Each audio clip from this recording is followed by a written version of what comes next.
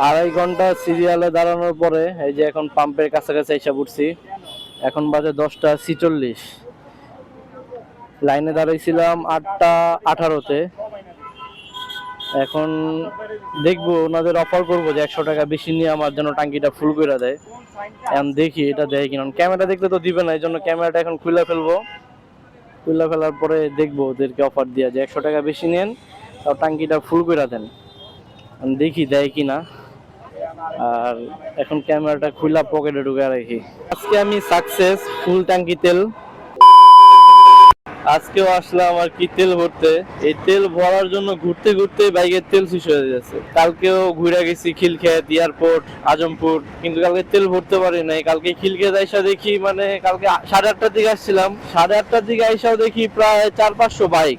আর কখন তেল দিবে এটাও জানি না। 400-500 বাইকের পিছনে গিয়ে সিরিয়াল দাঁড়াই, আর তারপরে যদি তেল না পাই তাহলে তো খুবই দুঃখজনক একটা বিষয়। কারণ 400-500 বাইক তেল দেওয়া শুরু করলেও তো 3-4 ঘন্টা লাগবে। আর 8:30টার দিকে সিরিয়াল যদি ধরি, আর কখন তেল দিবে এটাও তো জানি না। আরো পিছন থেকে এই যে এখান থেকে যে গাড়ির সিরিয়াল দেখেন, একদম খিলক্ষেত পাম্প পর্যন্ত।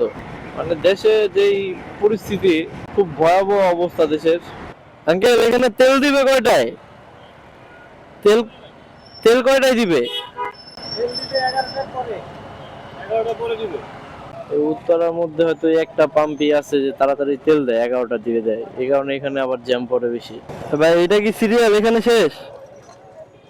আয় হায়, সামনে তো কয়েকশো বাইক। সামনে না হইলো 400-500 বাইক দেখে আসলাম। তেল দিবে 11টার পরে। এখন বাজে 8টা 18। জানি না কয় ঘন্টা দাঁড়ায় থাকতে হয় এইভাবে। আজকে তেল নিয়ে যেতে হইব। কালকে ঘুরে গেছি এখান থেকে, প্রচুর বাইক ছিল। দেখি তেল নিতে পারি কিনা আজকে। একদম 10টা বাজে। আমি লাইনে দাঁড়াইছিলাম 8টা 18-তে, ঠিক 8টা 18-তে দাঁড়াইছিলাম।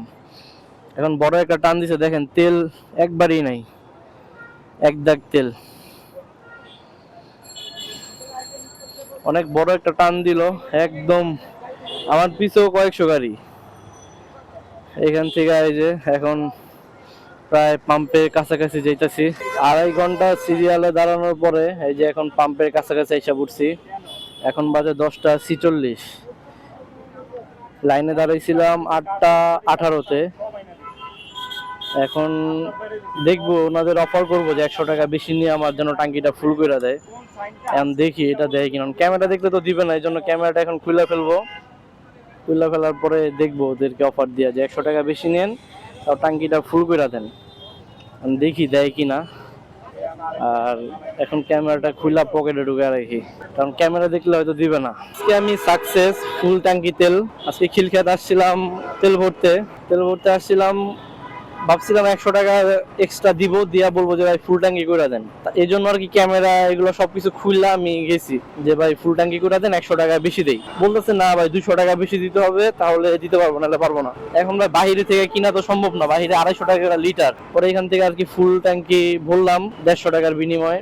আর আমি ক্যামেরাটা খুললা ওদের কাছে গেছি যেন ক্যামেরা দেখে আবার যদি না বলে বা না দেয়। কারণ এই 8টা বাজে আমি সিরিয়াল ধরছি, এই যে এখন তেল নিয়ে আমি বাসার দিকে যাচ্ছি। আর কি বলবো, এখন ওদেরকে 150 টাকা বেশি দেওয়াও ভালো হয়েছে বাইরে থেকে তেল কিনা থেকে।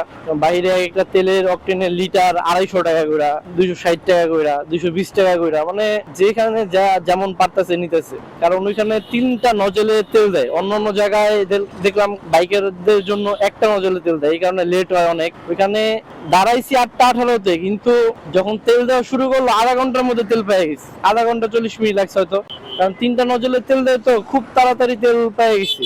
তাহলে এখন আমরা আর কি ওদের কাছে জিজ্ঞাসা করতে পারি না যে আমরা কি সঠিক পরিমাণ তেল পাচ্ছি কিনা, বা ফুয়েলটা কি ভালো কিনা, কোনো ভেজাল আছে কিনা। এটা আমরা আগে আগে জিজ্ঞাসা করতে পারতাম, এখন ওদের কাছে আমরা এটা জিজ্ঞাসা করতে পারি না। জিজ্ঞাসা করলেও মানে ওরা বলবে নিলে নেন, না নিলে ভাই অন্য পাম্পে দেখেন।